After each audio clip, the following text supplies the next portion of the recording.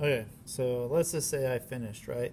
Now that you have your markers colored in, your craftsmanship is where it needs to be, your penmanship, your white spaces have been taken care of, you're going to walk over to the color pencil jars.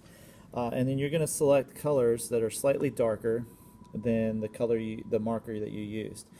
Um, Pay attention to the numbers because you have to return the colored pencils to the correct jar. So you're going to be looking for this particular green when I have to take it back, 908. So I can do it by name or the number. You can't just put them in any jar. And so when it comes to colored pencils,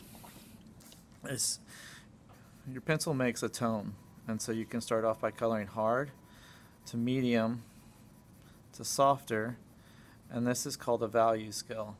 And so what you're going to use is simple value scales. And so let's say I'm going to start in this green. I'm going to take this and I'm just going to color in using my color pencil just so that it adds a little bit of depth. And then I'm going to fade it out so that way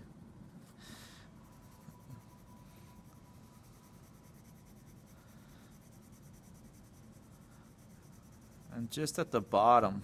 And so you can see how it's starting to create this shadow effect. It's almost got this three-dimensional look to it. You'll see it a little bit more clearly in the blue in a moment. So by the Sharpie line, I'm really kind of pressing hard, and then I'm fading it out as I go higher.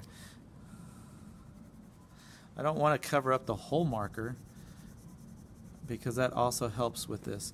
But see, now that particular color just looks like it has become a little three-dimensional. And so then the same thing with my blues. Okay, so I'm going to start with this lighter blue,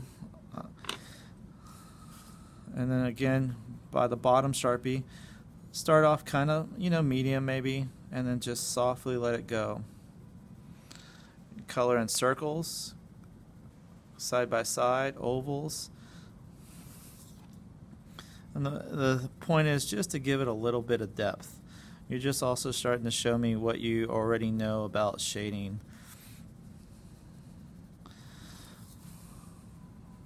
But as I move up towards the green, I'm pressing lighter with my color pencil.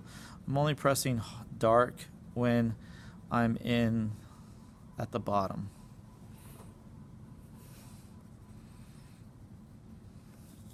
And then the same thing can be done with the blue, the darker blue. And so I can press now darker and still use this same color, and it adds a little bit of an extra layer to it. And so I'm going to just go around to all my different colors that I have. Down here at the bottom on the drip.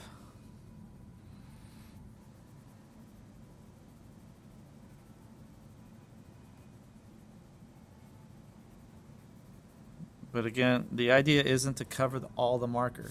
I don't want to cover up all the marker. And I can come in with a slight, like a little bit of purple.